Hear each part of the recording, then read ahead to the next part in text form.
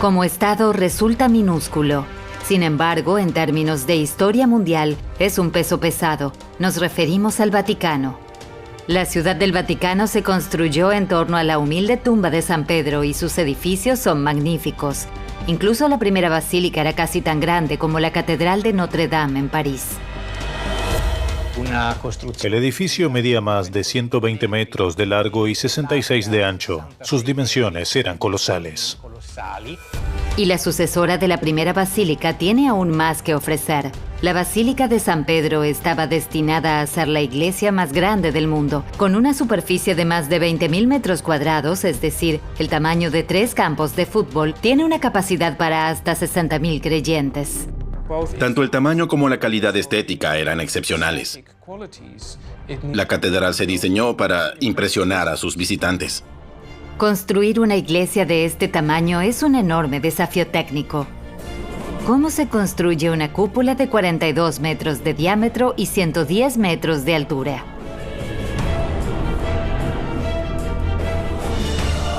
Estos anillos de hierro atraviesan la cúpula. La gran cantidad de hierro lo convierte en un edificio muy moderno. En medio de la plaza de San Pedro se alza un obelisco de más de 300 toneladas. Para erigirlo se construyó una estructura de madera que funcionaba a la vez como grúa y vehículo de transporte. Se desplegaron 900 hombres, 144 caballos y 40 cabrestantes. En la Ciudad del Vaticano, la arquitectura está totalmente al servicio de la iglesia. Un pasadizo secreto de 800 metros de largo está reservado exclusivamente a los papas, y en un búnker subterráneo se guardan documentos de los primeros tiempos del cristianismo. Las estanterías se extienden hasta 80 kilómetros. Detrás de estas maravillas arquitectónicas se esconde un número inimaginable de desafíos técnicos. Miguel Ángel no solo pintó la Capilla Sixtina, sino que diseñó él mismo el andamiaje necesario. Y Bernini ideó un diseño muy original para la Plaza de San Pedro. En la plaza caben unas 300.000 personas. El Vaticano nos abre puertas normalmente inaccesibles y, con la ayuda de animaciones en 3D, nos sumergimos en su asombrosa arquitectura. Acompáñenos a descubrir los secretos de la Ciudad Santa.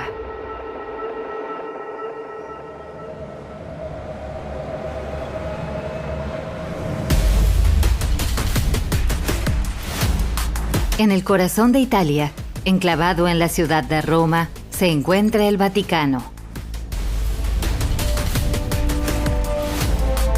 Tiene menos de medio kilómetro cuadrado de superficie, de la que un tercio son jardines y parques. Excluyendo algunas parcelas fuera de la ciudad propiamente dicha, el Vaticano solo tiene una quinta parte del tamaño de Mónaco. A la cabeza del pequeño país está el Sumo Pontífice, protegido por 135 guardias suizos.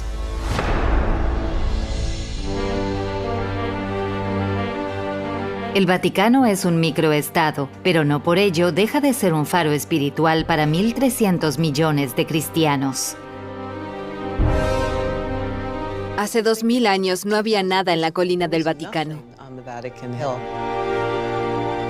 Para entender cómo de la nada, o casi de la nada, surgió una ciudad-estado con un enorme poder simbólico, hay que empezar por la Basílica de San Pedro. Más de 20.000 visitantes acuden allí cada día, maravillados por esta obra maestra arquitectónica, con sus fastuosas decoraciones y representaciones cristianas.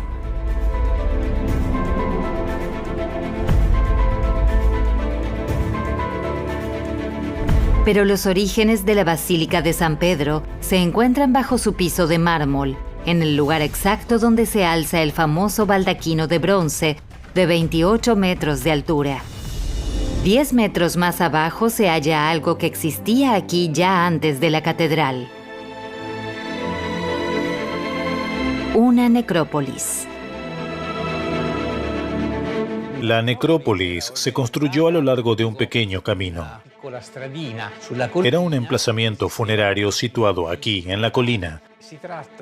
Se encontraba a las afueras de la ciudad porque los antiguos romanos hacían una distinción entre los vivos y los muertos.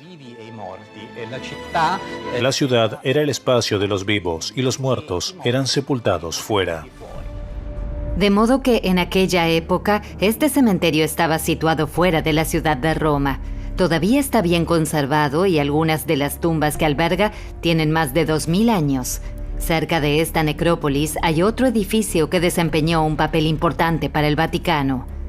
En la parte baja de la colina de la necrópolis, el emperador Calígula hizo construir un circo romano. Calígula construyó un circo que legó a sus sucesores. Nerón también lo utilizó, por lo que también se conoce como el circo de Calígula y Nerón. El circo es una estructura de 500 metros de largo por 100 de ancho que podía albergar hasta 20.000 espectadores. Precisamente aquí tendría lugar un acontecimiento clave para el cristianismo. Al pie de este obelisco, en el año 64 después de Cristo. Tras el gran incendio de Roma en el año 64 después de Cristo, el emperador Nerón culpó a los cristianos. Mandó construir un patíbulo provisional en este circo e hizo crucificar allí a San Pedro. Sus amigos recibieron el cuerpo y lo enterraron cavando un agujero en el suelo. Este sencillo agujero en el centro de la necrópolis se convierte en lugar de peregrinación para cristianos de todo el mundo. 250 años después, Constantino, primer emperador romano que se convirtió al cristianismo, mandó construir allí una iglesia, creando así los fundamentos de lo que más tarde sería la Basílica de San Pedro. La Basílica de Letrán fue la primera iglesia que mandó construir. Le siguieron otras iglesias, como la Basílica de San Pablo, etc. Sin embargo, la basílica que Constantino mandó construir para San Pedro fue probablemente el proyecto más complejo. Constantino impuso una sola condición. La tumba de Pedro debía permanecer donde estaba. Debía ser el centro de la iglesia. Constantino trató de mantener la ubicación exacta de la tumba de Pedro, lo cual era muy inusual. Este insólito proyecto comenzó con el desmantelamiento del circo de Calígula y Nerón. Solo quedó el obelisco que había en el centro del recinto. La segunda fase de la obra consistió en nivelar la ladera sobre la que se construiría la basílica. Como la tumba de San Pedro estaba situada en una colina, los arquitectos tuvieron que rebajar su cima para crear una meseta plana. Hubo que remover la tierra de la parte superior y trasladarla a la parte inferior, asegurándola con un muro de contención de 7 metros de altura. Así se creó la superficie sobre la que se construiría la mayor basílica cristiana de la época. La estructura medía más de 120 metros de largo y 66 metros de ancho. La sección transversal tenía 90 metros de ancho. Se añadieron otros 60 o 70 metros delante de la basílica para el atrio. Era un edificio de dimensiones colosales. Tenía 88 columnas de mármol precioso que debía transportarse a Roma desde las canteras imperiales, lo que exigía una compleja logística. En la Baja Edad Media, cuando la basílica tenía casi 1000 años, fue necesaria una renovación. Desde entonces, numerosas remodelaciones fueron cambiando su aspecto. El edificio contaba ya con numerosos anexos. Es posible incluso que esto lo hiciera inadecuado para las ceremonias religiosas que allí se celebraban. Había que renovar y seguir ampliando la basílica original o simplemente demolerla. La iglesia optó por la segunda opción y proyectó un edificio aún más colosal. Querían algo que reflejara el nuevo poder y prestigio del papado renacentista. Tanto su tamaño como su calidad estética debían ser grandiosas.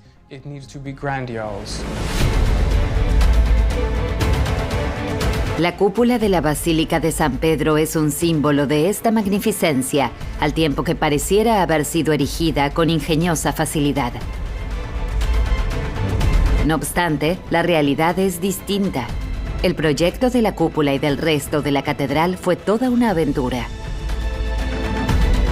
Hay muchos dibujos de todos los arquitectos que participaron en el proyecto. Bramante, Miguel Ángel, de la Porta, Maderno.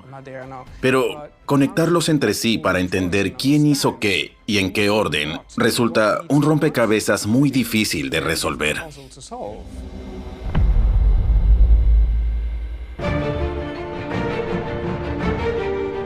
Las primeras piezas del rompecabezas incluyen a un papa extraordinario, Julio II, y a una estrella de la arquitectura italiana de la época, Donato Bramante. Juntos iniciaron el proyecto de la Basílica de San Pedro.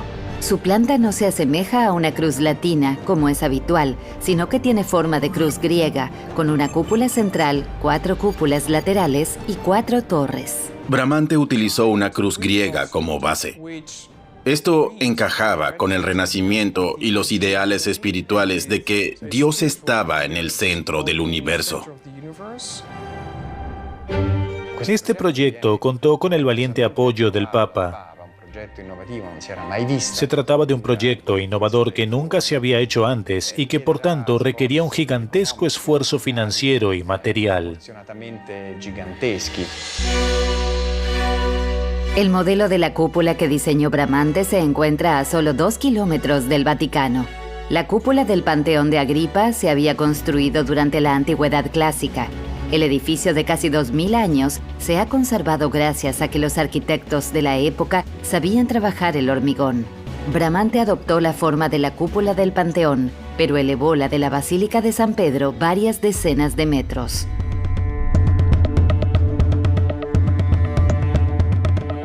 La Basílica de San Pedro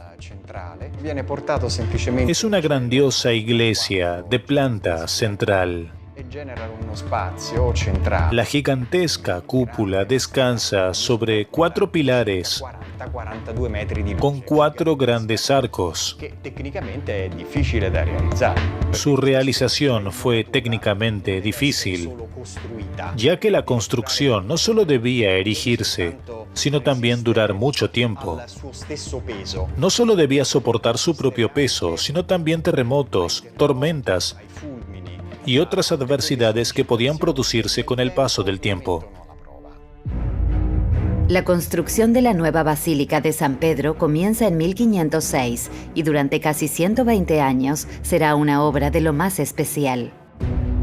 Se trataba sin duda de la mayor obra de construcción del mundo en aquella época. Para construir un edificio así, no solo se necesitan ladrillos, cal, piedra, travertino y mármol, sino también materiales como hierro, plomo y estaño. Por supuesto, esto también se aplica a otras catedrales, pero especialmente a la Basílica de San Pedro por su gran tamaño. Por tanto, la construcción no solo involucró el área de la actual región del Lacio, sino prácticamente toda Europa. A pesar de contar con una financiación de lo más generosa, las obras avanzaban lentamente.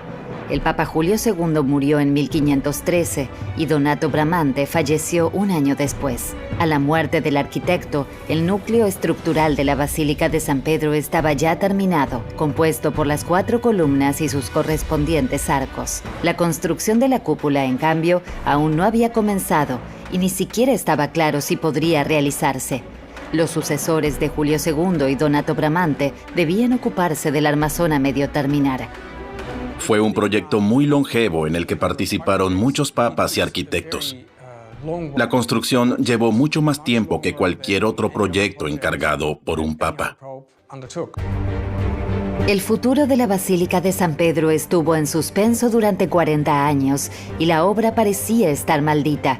Sus arquitectos se sucedían mientras la construcción avanzaba a duras penas.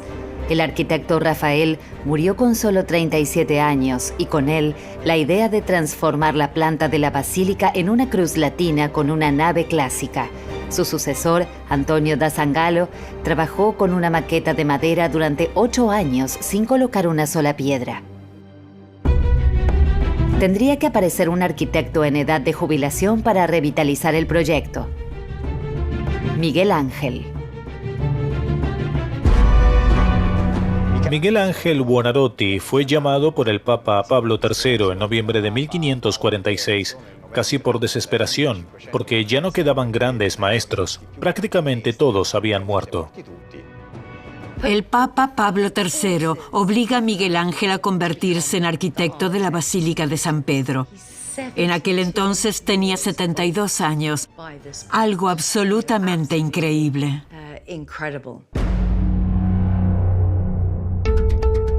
¿Sería capaz el viejo maestro de llevar a cabo una nueva genialidad a los 72 años? ¿Viviría lo suficiente para dejar su huella en el edificio? ¿Y cómo construiría la inmensa cúpula? Estas eran las preguntas que muchos se hacían en aquel momento. Al igual que Bramante, Miguel Ángel quería construir una cúpula semiesférica. Era un gran admirador del Panteón. Siempre decía que había sido construido por ángeles y no por humanos. Edificios como este son los más difíciles de construir, porque la semiesfera siempre corre peligro de derrumbarse. Miguel Ángel retomó la idea original de la basílica con el plan de Bramante de utilizar una planta central, en parte porque la simetría perfecta simboliza la pureza, pero también por motivos económicos. No podía inventar algo completamente nuevo. Tenía que trabajar con lo que ya estaba construido, porque derribarlo todo y empezar desde cero habría sido demasiado caro. Pero Miguel Ángel quería demostrar su capacidad como artista y arquitecto. Su cúpula debía ser la más grande jamás construida. Miguel Ángel diseñó una cúpula revolucionaria. Se trataba básicamente de una cúpula doble, es decir, dos cúpulas dispuestas una sobre la otra, pero que apenas se tocaban. Eran independientes entre sí.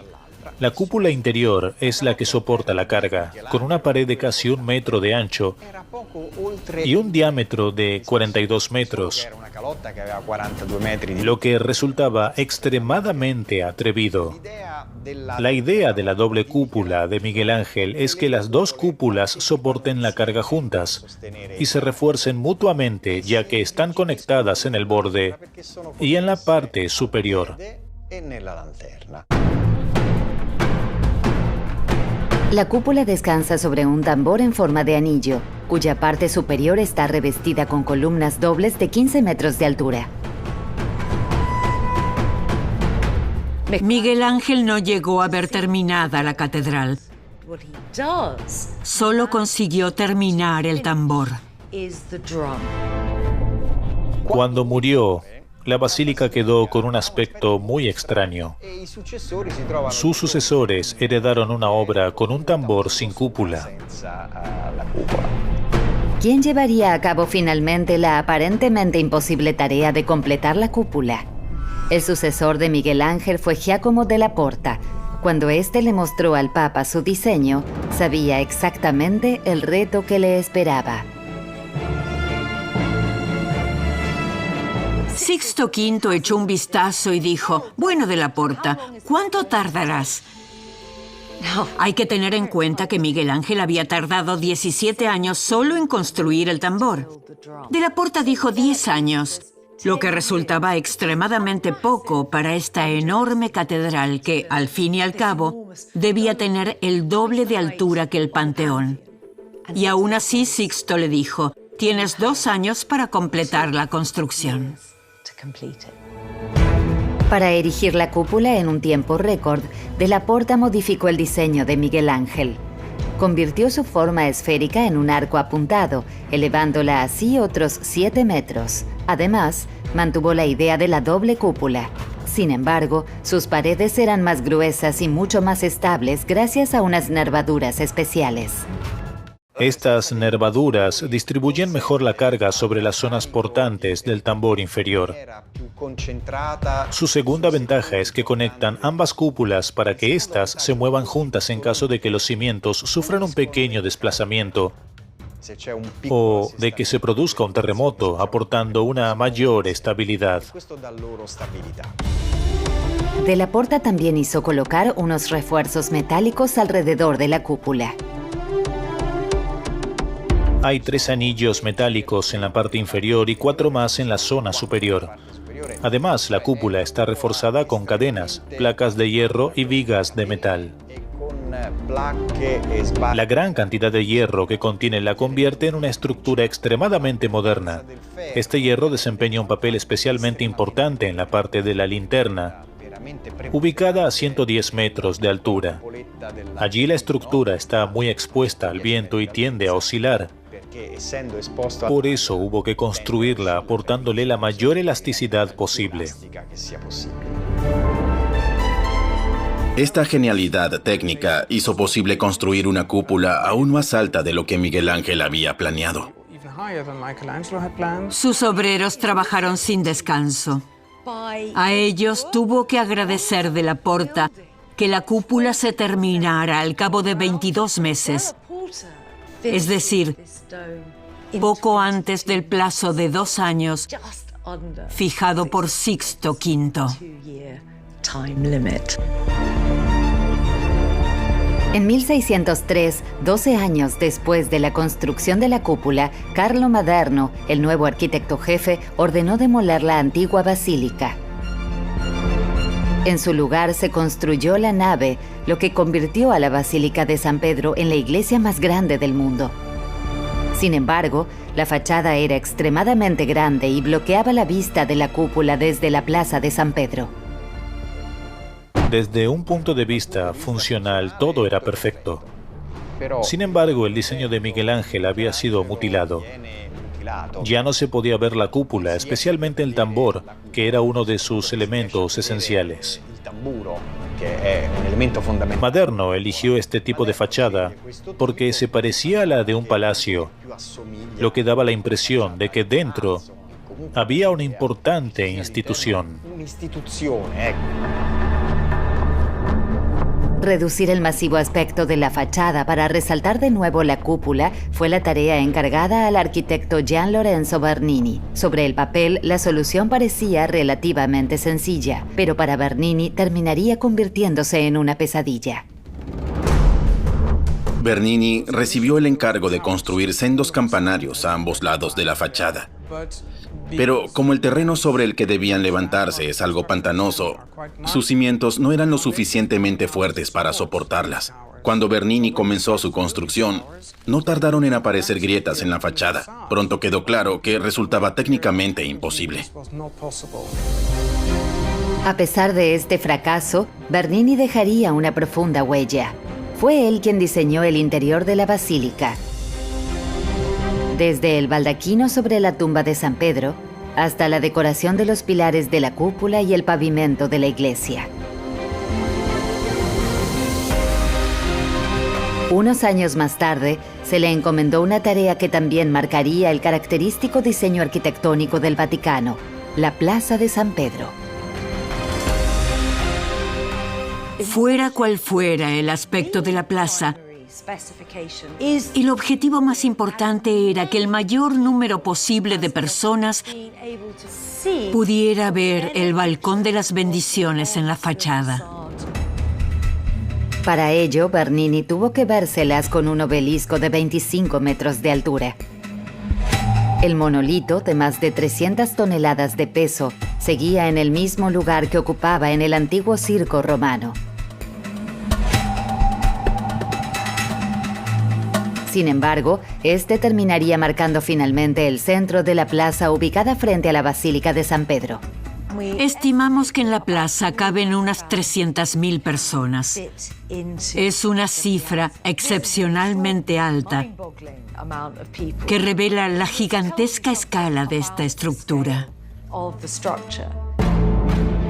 Bernini quería trasladar el monolito hasta el centro de la futura plaza, ya que, en su día, San Pedro había sido crucificado a sus pies, y también porque el Papa Sixto V había ordenado erigir obeliscos por toda Roma como símbolos de poder, pero también como puntos de referencia para los peregrinos.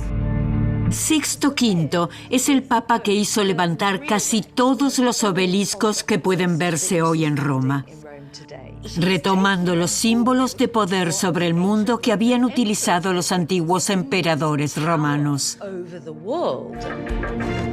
Los colocó de modo que ayudaran a los peregrinos a orientarse por la ciudad. Trasladar un obelisco de más de 300 toneladas es una misión muy arriesgada. El granito es quebradizo y si se intenta llevar a otro lugar puede romperse. Por esta razón, el Papa organizó un concurso de ideas. Se convocó un concurso en toda Europa. Probablemente se enviaron al Papa unas 500 propuestas que planteaban diferentes soluciones. Una sugerencia, por ejemplo, fue rezar.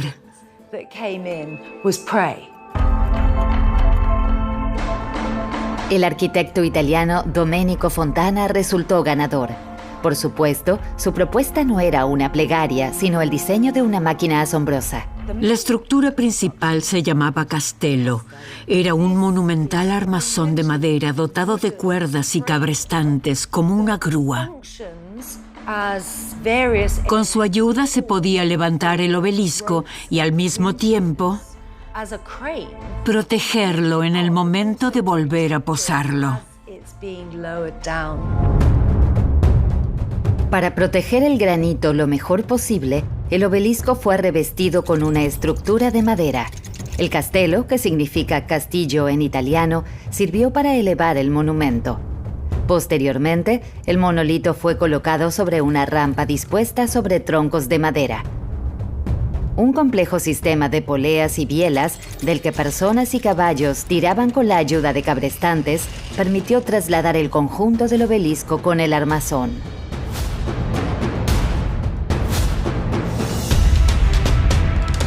Se desplegaron 900 hombres, 144 caballos y 40 cabrestantes. Empleando cuerdas de 50 centímetros de grosor, lograron volver a poner en pie el obelisco. Fueron necesarios 37 días para recorrer los casi 300 metros hasta la nueva ubicación. A pesar de la multitud de personas presentes, la maniobra se desarrolló en completo silencio. El Papa había amenazado de muerte a cualquiera que molestase durante el traslado. Cuando finalmente llegó el momento de erigir de nuevo el obelisco, casi se produjo una tragedia. Hubo un momento muy dramático cuando el obelisco alcanzó cierto ángulo. Algunas cuerdas se habían calentado y estaban cediendo. Por un momento el desastre parecía inminente. Entonces un marinero que sabía mucho de cuerdas gritó desde la multitud: ¡agua a las cuerdas! Domenico Fontana se dio cuenta inmediatamente de que las cuerdas calientes volverían a contraerse si vertían agua sobre ellas. Y efectivamente, así fue. Pero además del obelisco, Bernini tenía otro problema que resolver: el Palacio Apostólico. El Palacio Apostólico no podía ser demolido, ya que se había invertido muchísimo en la suntuosa decoración de todo el complejo. Bernini tenía que idear un trazado para la plaza que evitase el palacio. Para ello comenzó dibujando un trapecio abierto por un lado. En la superficie ubicada tras el lado abierto del trapecio dibujó 2 círculos, dispuestos de tal manera que el obelisco quedara exactamente en el centro. El resultado fue una plaza de forma ovalada. ¿Por qué un óvalo? Con un óvalo se crea movimiento, lo que hace que la plaza parezca más viva. Pero si juntas las dos formas, el trapecio y el óvalo, obtienes otro simbolismo. Un ojo de cerradura que podría hacer referencia a las llaves de San Pedro. Las llaves de la salvación. El resultado es espectacular. 284 columnas de 16 metros de altura forman 2 brazos que reciben y acogen a los fieles en la plaza.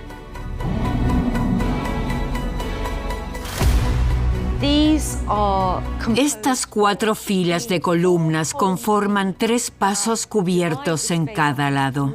El pasillo central es el más grande, lo bastante ancho para que pasen los carruajes, y los 2 pasillos más pequeños son para los peatones. Las columnas son de travertino, una piedra ornamental, y varían en diámetro. En algunas partes de la plaza, las 4 columnatas son interrumpidas y continúan como una única fila.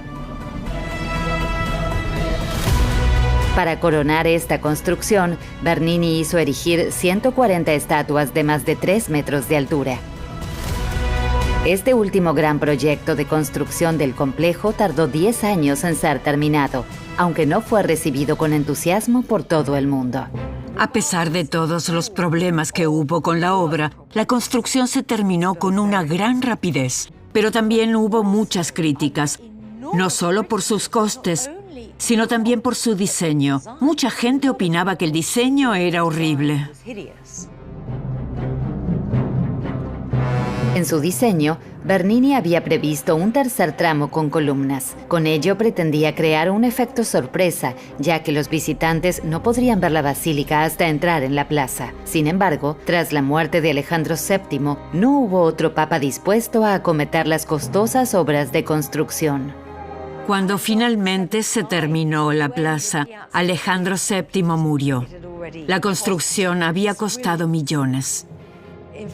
De hecho, los costes de la construcción de toda la Basílica de San Pedro y la plaza se estiman en el equivalente a $9.000 millones actuales.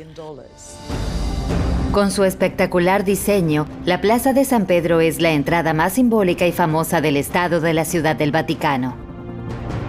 Tras cruzar esta frontera, uno abandona oficialmente territorio vaticano para entrar en suelo italiano.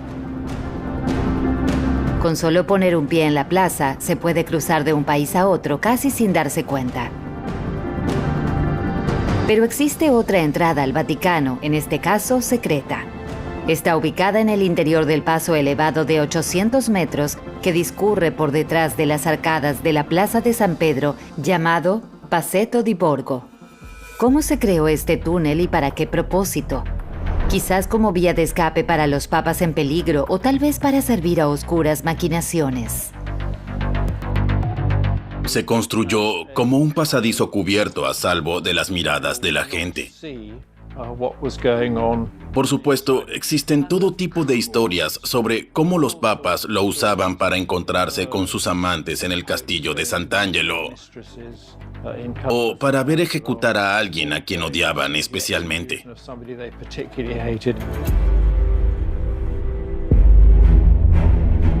El Vaticano no siempre estuvo rodeado por un muro. De hecho, tuvo que ocurrir un acontecimiento traumático para que el Papa decidiera protegerse mejor. En 846, los sarracenos conquistaron Ostia y se dirigieron hacia Roma.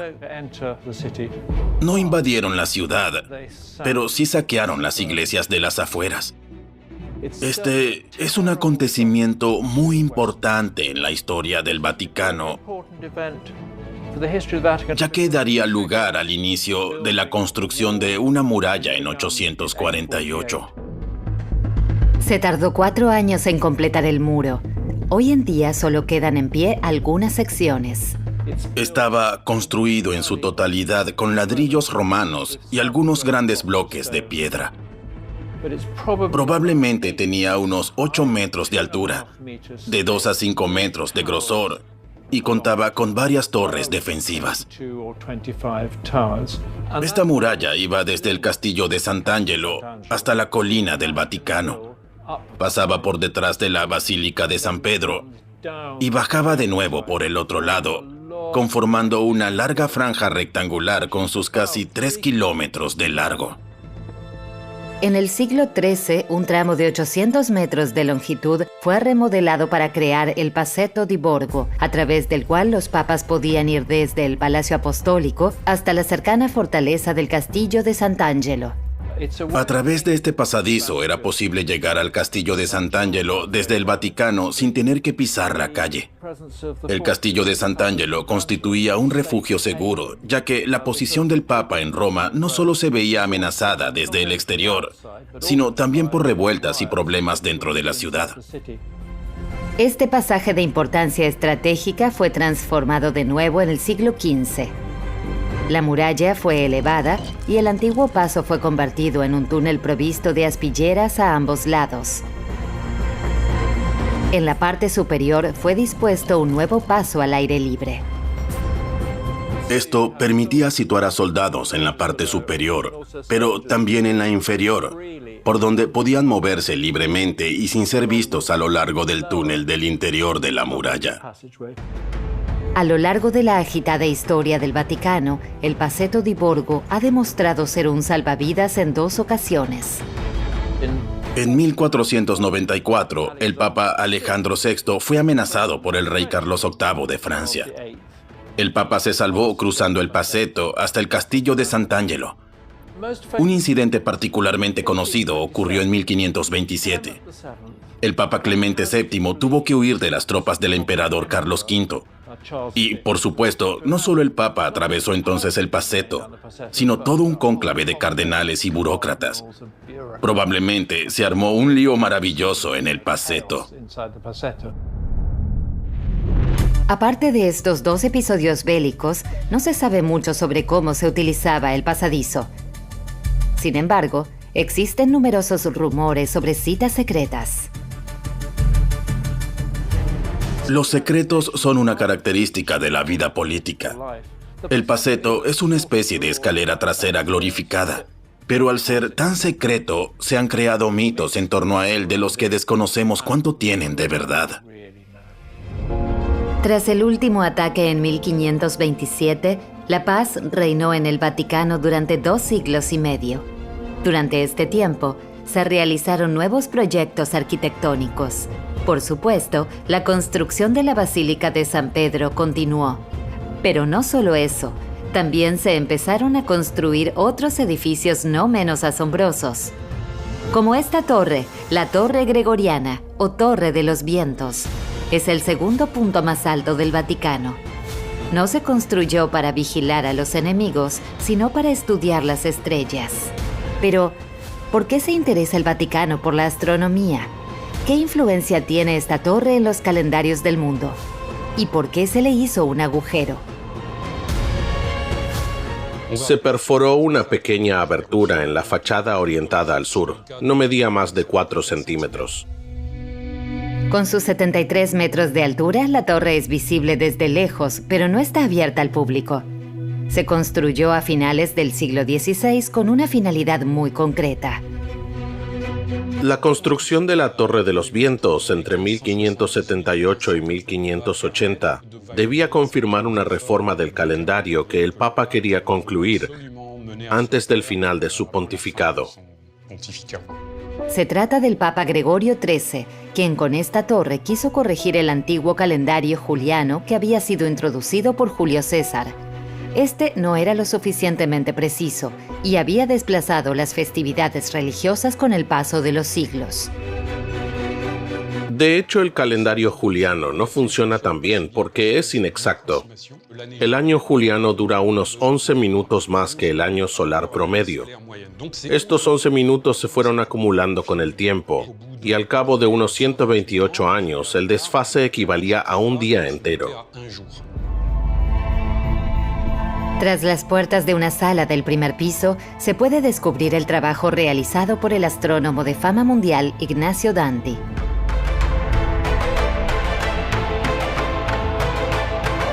En medio de un fresco hay un óculo, un agujero por el que entra la luz del sol. En el mármol del suelo hay una línea cincelada que va en dirección norte-sur y representa un meridiano terrestre.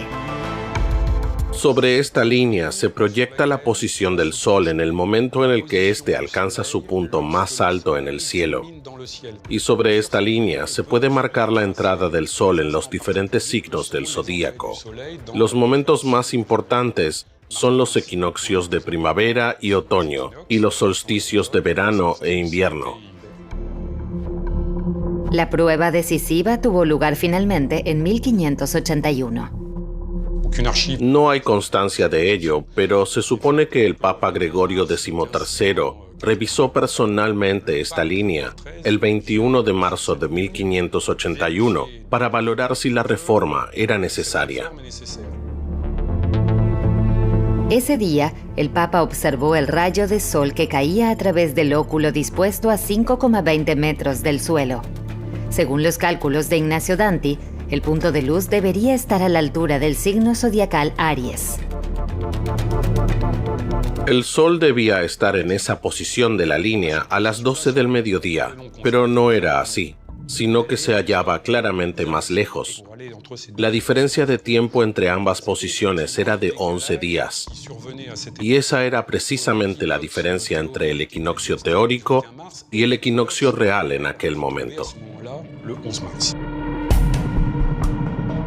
La reforma del calendario tuvo lugar al año siguiente. Para compensar el desfase, se modificó el cálculo de los años bisiestos y se acortó ese mes de octubre. Simplemente eliminaron 10 días del calendario. El día siguiente al 5 de octubre de 1582 fue el 15 de octubre de 1582. La demostración en la Torre de los Vientos no hizo sino confirmar el trabajo previo de una comisión científica, pero su escenificación simbolizó el poder del Papa. Este agujero de apenas unos centímetros tuvo consecuencias trascendentales y el calendario gregoriano terminó imponiéndose en todo el mundo. Naturalmente, la reforma se extendió primero a los países católicos. En Inglaterra, el calendario gregoriano se introdujo en 1752, y la reforma también encontró resistencia en los países protestantes. En Rusia, por ejemplo, se demoró hasta 1918, y uno de los últimos países en adoptarlo fue Arabia Saudita en 2016. Detrás de todo lo que ocurre en el Vaticano existe una intención. Cada obra, cada gesto, pretende demostrar la grandeza de la Iglesia. Esto también se aplica a la Capilla Sixtina, ubicada a solo 200 metros de la Torre de los Vientos. Incluso antes de que Miguel Ángel llegara a la Capilla Sixtina, esta ya era excepcionalmente bella. La capilla es un edificio de 40 metros de largo que discurre paralelo a la Basílica de San Pedro. Su diseño es similar al de un edificio militar. Mucho antes de que el nuevo Papa fuera elegido en estas salas, la Capilla Sixtina era ya un lugar de importancia estratégica. Cada vez que se celebraba allí una liturgia, toda la jerarquía eclesiástica se encontraba en una misma sala, por lo que el edificio se construyó de tal manera que ofreciera cierto grado de seguridad. Por esta razón, también fue muy fácil elegir la Capilla Sixtina como el lugar donde se elegiría a los futuros pontífices. Antes de pasar por manos de Miguel Ángel, la capilla ya había sido decorada por pintores como Perugino y Botticelli. Miguel Ángel recibió el encargo de rediseñar el techo, representando en él a los 12 apóstoles. Una tarea que no era lo suficientemente ambiciosa para el pertinaz artista. La capilla estaba coronada por un hermoso cielo azul lapislázuli, repleto de estrellas doradas. Sin embargo, el techo estaba empezando a desconcharse. Y este hombre, que nunca hacía las cosas como las hacen los demás, diseñó una decoración que no se parecería a nada que se hubiera visto antes.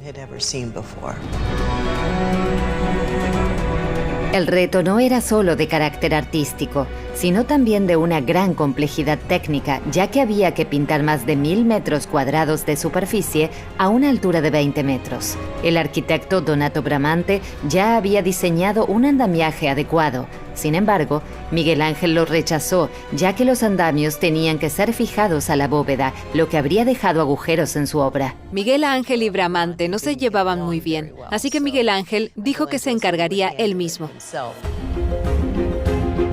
El andamio de madera que Miguel Ángel diseñó no estaba suspendido del techo, sino que descansaba sobre clavijas dispuestas encima de las ventanas de la capilla. El puente sobre el que trabajó el artista seguía la curva del techo, haciendo que un trabajo extremadamente incómodo resultara menos agotador. El puente le permitía estar siempre a la misma distancia del techo, básicamente a un brazo de distancia. La técnica de pintura requería que estuviera de pie con la cabeza inclinada hacia atrás. Había enormes dibujos preparados para cada sección del techo. Estos se recortaban, se colocaban y servían de guía para el artista. Miguel Ángel tuvo que lidiar con calambres, migrañas y tortícolis durante más de 3 años. Ilustró escenas de la Biblia haciendo uso de los relieves de la bóveda. Gracias a su formación como escultor, pintaba de forma tan orgánica que sus figuras parecen estar vivas. Terminada la mitad del proyecto, hubo que desplazar el andamio para que pudiese decorar la otra parte de la bóveda. Pero incluso la visión de su obra inacabada dejó a todos maravillados. Fue aclamada como una obra maestra desde el primer momento. El Papa quedó encantado, todo el mundo estaba entusiasmado y su obra influiría en el arte de las décadas siguientes. Miguel Ángel dejó una huella excepcionalmente profunda en la Capilla Sixtina. Pero su contribución a la Basílica de San Pedro resulta igualmente inolvidable. El tambor diseñado por él inspiró a su sucesor, el arquitecto de la Porta, quien colocó una cúpula encima. A continuación, Bernini tomó el relevo como arquitecto y diseñó la enorme plaza situada delante de la Basílica de San Pedro. Sin embargo, desde hace 350 años, la historia arquitectónica del Vaticano ha sido más tranquila. Al fin y al cabo, los terrenos disponibles en el estado más pequeño del mundo escasean. De ahí que se necesitase mucha imaginación para construir un archivo. El Archivo Apostólico Vaticano comprende nada menos que 80 kilómetros de estanterías. ¿Dónde almacenar un conjunto de documentos que ocupa medio kilómetro cuadrado de espacio? ¿Qué contiene este archivo? ¿Y por qué se consideró secreto durante más de 400 años? Las respuestas a estas preguntas se encuentran en el Cortile de la Piña o Patio de la Piña. Allí, al lado de los museos vaticanos, se esconde un verdadero tesoro. Toneladas de documentos y archivos históricos protegidos en un búnker de hormigón de 5.000 metros cuadrados y 2 plantas. El edificio está diseñado para resistir incendios y evacuar la humedad al exterior.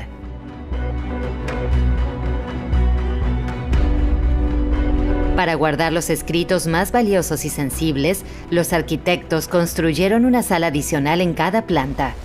En estas salas especiales, la temperatura y la humedad se mantienen siempre constantes. Al fin y al cabo, algunos de estos documentos tienen más de 1000 años de antigüedad. Los documentos más espectaculares datan del siglo XIII. Se cuentan entre los documentos escritos más antiguos y están redactados en idioma mongol. También se guardan allí las actas del juicio a Galileo Galilei o los documentos por los que Lutero fue excomulgado en el siglo XVI. Allí se conservan importantes documentos de la historia religiosa y también expedientes diplomáticos. Entre estos tesoros cuidadosamente guardados se encuentra un informe sobre el juicio a los templarios, escrito en un pergamino de 33 metros de largo. También este documento del siglo XVI, que solicitaba la anulación del matrimonio del rey inglés Enrique VIII y lleva los sellos y las firmas de 81 nobles. Fuera de las salas especiales del búnker se encuentran documentos menos sensibles, simples expedientes administrativos o correspondencia diplomática de todas las épocas y países.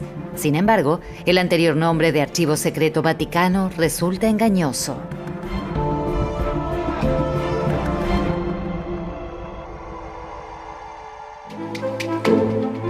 El término Archivo Secreto Vaticano, utilizado desde el siglo XVII, hace referencia al término latino secretus, que se refiere a que son los archivos personales del Papa. y no un supuesto contenido secreto. Para evitar esta confusión, el Papa Francisco cambió la denominación Archivo Secreto Vaticano por Archivo Apostólico Vaticano en 2019. El archivo apostólico fue fundado en el siglo XVII y su primer depósito sigue en uso hoy en día, ya que el volumen de documentos es inmenso y no deja de crecer. El búnker subterráneo del archivo se construyó en 1982. Es una mina de oro para los historiadores, pero no es accesible a todo el mundo. El Papa vigente decide qué se puede ver y qué no.